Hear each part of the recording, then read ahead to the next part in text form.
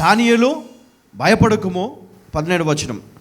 నీవు తెలుసుకొనవలెనని నీ మనస్సును అప్పగించి దేవుని ఎదుట నేను తగ్గించుకొనిన ఆ మొదటి దినం, దేవుని ఎదుట నిన్ను తగ్గించుకొనిన ఆ మొదటి దినము మొదలుకొని నీవు చెప్పిన మాటలు వినబడినవి కనుక నీ మాటలను బట్టి నేను వచ్చి తిని పారసీకుల రాజ్యాధిపతి 21 దినములు నన్ను ఎదిరించెను. 21 దినములు నన్ను ఎదిరించెను. ఇంకా పారసీకుల రాజుల సముఖమున నేను నిలుచుచుండగా ప్రధానాధిపతులలో మిఖాయేలను ఒకడు నాకు సహాయము చేయవచ్చెను. ఈ దర్శనపు సంగతి ఇంకా అనేక దినముల వరకు జరగదు. అయితే దినముల అంతమందు నీ జనమునకు సంభవింపబోవు ఈ సంగతిని నీకు తెలియజేయవచ్చితినని అతడు నాతో చెప్పెను. చాలమ్మా, ఇప్పుడు జవాబు రావట్లేదు. జవాబు కోసం మనం ప్రార్థన చేస్తాం. ఇక్కడ చూడండి, నా ఏ రోజైతే తన్ను తాను తగ్గించుకున్నాడో అదే రోజు ఆయన బయలుదేరాడంట. హల్లెలూయ. అర్థమవుతుందా? అదే రోజు అంటే నువ్వు చేసిన ఈ ప్రార్థన, నీ మొరను విన్నాము. హల్లెలూయ. ఆ రోజే బయలుదేరాడు. 21 రోజు ఆటంకం కదా. ఎవరు అడ్డుకున్నారంట? పారసీక రాజాధిపతి, వారి సైన్యము. మరి 21 డేస్ అక్కడ ఆయన ఏదేమైనా ఆ పని చేయకుండా వెనుదిరిగి వెళ్ళడు. దేవుడు చూడండి, దేవుడు నీవెప్పుడైతే తగ్గించుకొని ప్రార్థన చేస్తావో, ఎప్పుడైతే పశ్చాత్తాపంతో ప్రార్థన చేస్తావో, ఎప్పుడైతే ఇతరులను క్షమించి దేవునితో ఒక ఒప్పందములో నువ్వు ప్రార్థన చేస్తావో, దేవుడు నీ కోసము ఏం చేస్తాడో జవాబును పంపుతాడు. హల్లెలూయా. అది ఆలస్యంగా వచ్చినా ఖచ్చితంగా నీ దగ్గరికి దేవుడు పంపుతాడు.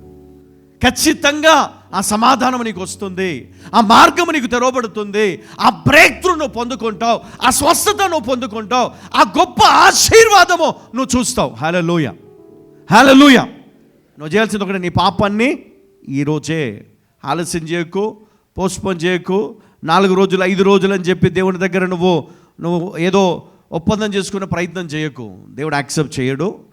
దేవుడు నిన్ను క్షమించడానికి ఈరోజు ఒక అవకాశం ఇచ్చాడు. ఈరోజు ఒక గొప్ప మరి సెలబ్రేషన్ నీ లైఫ్లో ఉండాలి అంటే కనుక నీ పాప జీవితానికి ఫుల్ స్టాప్ పెట్టి ఈరోజు దాన్ని ఇంకా నువ్వు ప్రొలాంగ్ చేయాలని నువ్వు అనుకుంటే కనుక నువ్వు దేవుని దగ్గర లేదా బయటికి వెళ్ళి ఈ చర్చిలో నేను బ్లెస్ అవ్వలేదు అని చెప్తే తిరిగి నువ్వే శాపం పొందుకుంటావు. గుర్తుపెట్టుకో, కర్స్ అనేది అది జనరేషన్ ఉంటుందంట, ఒక రోజుతో పోదు. తెలుసో తెలియక మనం నోరు తెరిచి మాట్లాడుతాం కొన్ని మాటలు, సంఘం గురించో లేకపోతే దైవజన్ గురించో లేకపోతే వాక్యం గురించో. అది చాలా భయంకరమైనటువంటి పొరపాటు. జాగ్రత్త. ఎక్కడైనా ఏ సంఘమైనా ఒకటే కదా. ప్రతి సంఘము దేవునికి సంబంధించిందే, ఆయన ఏర్పాటు చేసిందే, ఆయన శరీరము. కాబట్టి మనము మన జీవితాన్ని జాగ్రత్తగా ఆశీర్వాదంలో నడిపించాలనుకుంటే నోటికి మొదట నువ్వు తాళం వేయాలా, నేను తగ్గించుకోవాలా. ఇక్కడ ఏమన్నాడు? దానియేలు ఏం చేశాడంట? 12వ వచనం. దానియేలు భయపడకుము, నీవు తెలుసుకొనవలెనని నీ మనస్సును అప్పగించి. చూడండి, నీవు తెలుసుకొనవలెనని నీ మనస్సును అప్పగించి. దేవుని ఎదుట మనం మొదట ఏం చేయాలి? మనస్సును దేవునికి అప్పగించాలి. మనస్సు మన దగ్గర పెట్టుకుంటాం కానీ రిక్వెస్ట్ దేవునికి ఇస్తాం మనం కదా. మనస్సు మన దగ్గరే ఉంటుంది. మనసు నీ గర్ల్ ఫ్రెండ్ దగ్గర ఉంటుంది, మనసు నీ బాయ్ ఫ్రెండ్ దగ్గర ఉంటుంది, మనసు నీ ఫోన్లో ఉంటుంది. మనసు ఎక్కడ ఉంటుంది?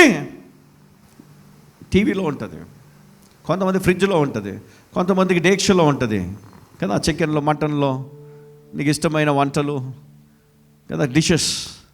కొంతమంది మందులో ఉంటుంది నీ మనసు, కొంతమంది సిగరెట్లో ఉంటుంది మనసు కదా, కొంతమందికి గుట్కలో ఉంటుంది మనసు, కొంతమందికి అమ్మా వారి బిడ్డలో ఉంటుంది మనస్సు. వారి బిడ్డ అంటే ప్రాణం, దేవుని కూడా పక్కన పెడతారు.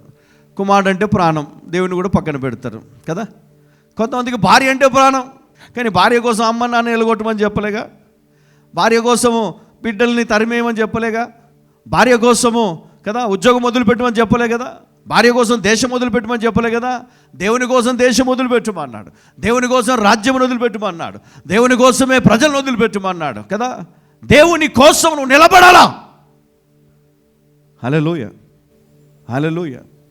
ప్రేమించు భార్యను, భర్తను ప్రేమించు, పిల్లలను ప్రేమించు, తల్లిదండ్రులను ప్రేమించు, అత్తమామలను ప్రేమించు,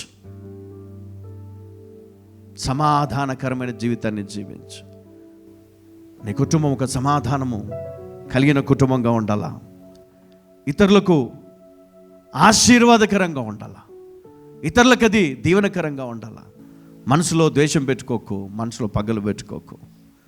ఎందుకంటే నీ ఎదుగుదలకు అది బ్లాకేజ్ తీసుకొస్తుంది. జాగ్రత్త. నీ ఉద్యోగంలో కానీ, వ్యాపారంలో కానీ, నీ రాబడిలో అంతటిలో అదేం తీసుకొని వస్తుందంటే సమస్యలు తీసుకొని వస్తుంది. నువ్వు ఎప్పుడైతే వాటి నుండి నువ్వు బయటకు వచ్చి దేవుని బిడ్డగా నువ్వు ఉంటే గనక, నీవు ఏ ప్రార్థన చేసినా ఏ ఆటంకాలు రావండి. గట్టిగా చప్పలు కొడదామా?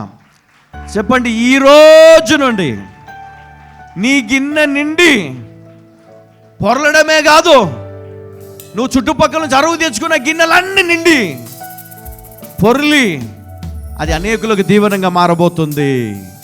హల్లెలూయా. చెప్పండి పక్కన, దేవుడు నిన్ను అంత గొప్పగా ఆశీర్వదించబోతా ఉన్నాడు. ఇక నీకు అప్పులు అనేటివి ఉండడు. దేవుడు అన్ని తీసివేయబోతున్నాడు. బాధ బలహీనతలన్నీ దూరం చేయబోతా ఉన్నాడు దేవుడు. సంతోషము సమాధానంతో పాటు జ్ఞానము దేవుడు నీకు ఇవ్వబోతా ఉన్నాడు. వీటన్నిటిని హ్యాండిల్ చేయడానికి జ్ఞానము దేవుడు నీకు ఇవ్వబోతా ఉన్నాడు. విజ్డమ్. హల్లెలూయా. గొప్ప జ్ఞానమును దేవుడు నీకు ఇవ్వబోతా ఉన్నాడు.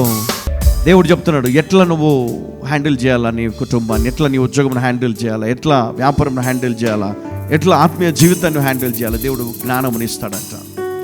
అది నీకు ఉండాలి. అప్పుడే దేవుడు నిన్ను గొప్పగా ఆశీర్వదిస్తాడు. హెబ్రీ 1:14.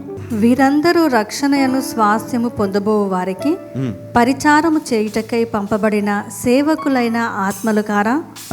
ఎవరంట?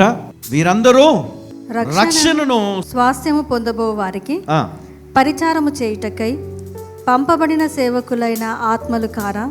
హల్లెలూయా. కీర్తనలు 103:20.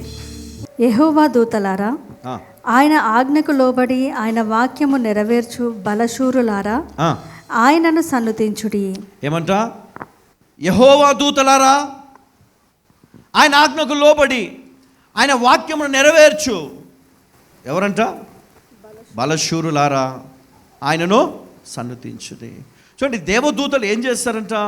ఆయన ఆజ్ఞలకు లోబడి ఆయన వాక్యం నెరవేర్చు మరి వారుగా ఉంటున్నారు ఇక్కడ.